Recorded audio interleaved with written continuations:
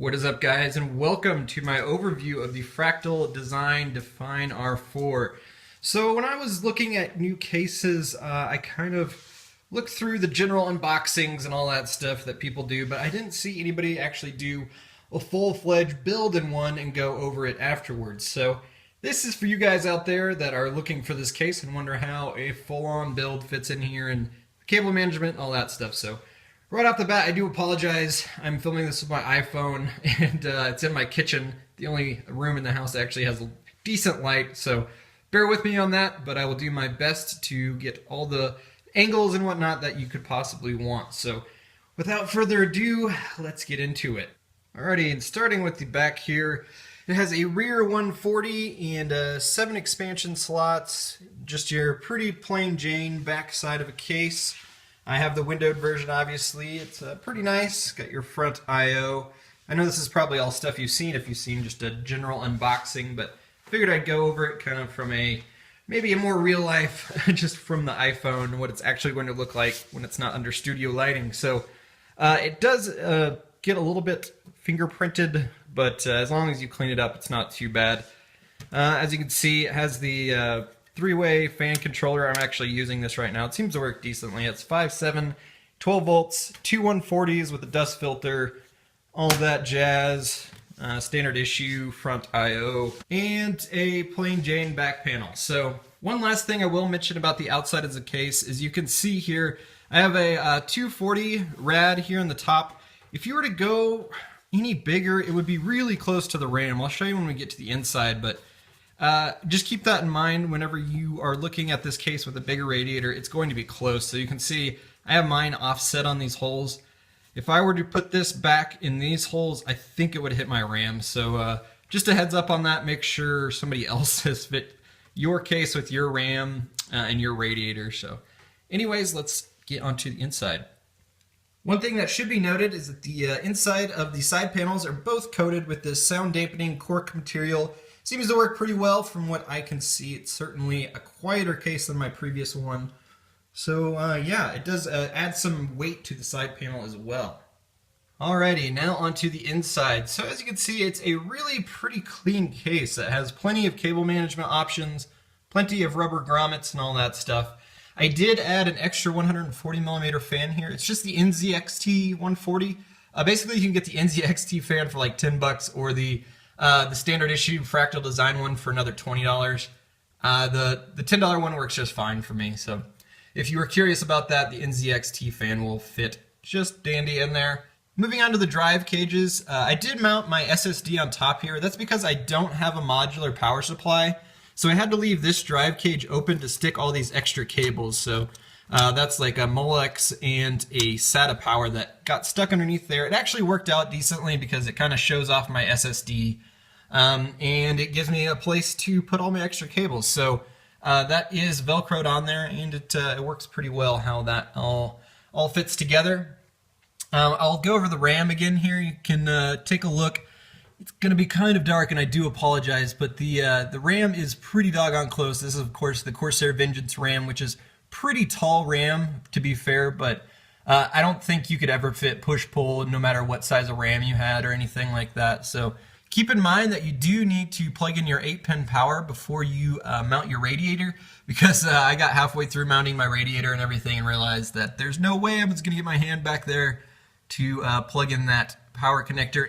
Same goes with the fan controller. There's a little 3-pin fan connector for the H100i, so make sure you have that plugged in if your motherboard does have a header at the top. As far as room goes, it's pretty spacious in this case. I have two 770s here, and it's got plenty of room. Maybe something like a 7990 wouldn't fit in here, but I did remove, there's an extra drive cage that goes in here, so if you have more than 3 hard drives, you will have to mount that extra hard drive bay in here. There are SSD mounts on the back of the case that I'll get into, but they're pretty hard to take out once you mount them, so I don't really care for them, how they are set up. So basically, you are going to have plenty of room. I think that gives it a fair angle here. These are just because my power cables are all coming around that it looks closer than it actually is, but there's probably another good inch or so, or 2 inches before I would be hitting the drive cage in here with a longer graphics card. So that worked out well. I do have all my fan headers and everything stuffed into the 5¼ drive bays. That's for the fan controller. All 3 fans have long enough cables to make it up to the front, so you don't have to do any of the connections back here behind the motherboard anywhere. It will all make it there. Again, I do apologize if this is dark, but it does have rubber grommets around the bottom for my power to all come through, so you can have a nice clean bottom line around your motherboard. Same goes with the sides. I do have braided cables, but nonetheless, it would be very easy to get a very clean power cable run all the way around the motherboard.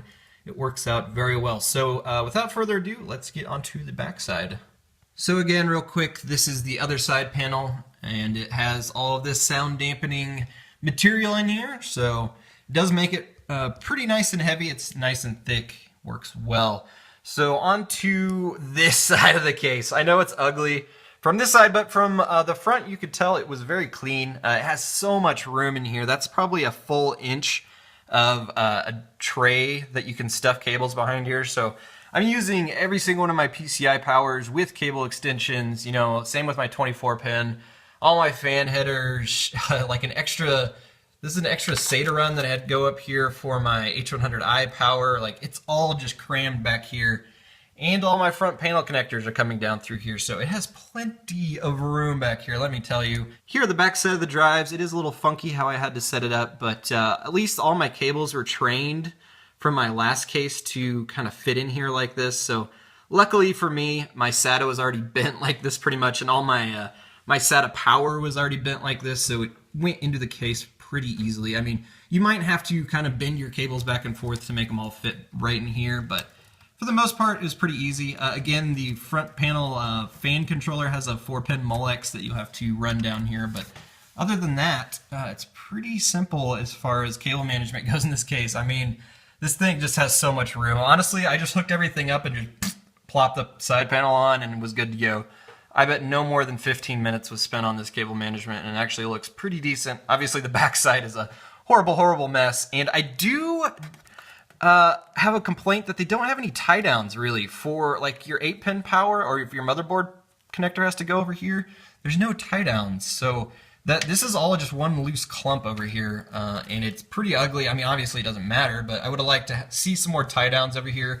These are the SSD mounts that I was talking about. So just in case you want to upgrade or anything, you're going to have to take your whole motherboard out to get an SSD out. That's why I decided on this little setup here. As you can see, the Velcro underneath there, it's clean, and it works well for what it is. So, well guys, I think that is going to do it for this overview of the Fractal Design Define R4. Feel free to leave any questions below. I will be benchmarking all of my graphics cards and everything this afternoon, so stay tuned for part 2 of this video. It will be a separate video going over my whole system and some of the benchmarks and stuff. Anyways guys, thanks for checking out this video. I hope it helped you guys out, and I will talk to you later.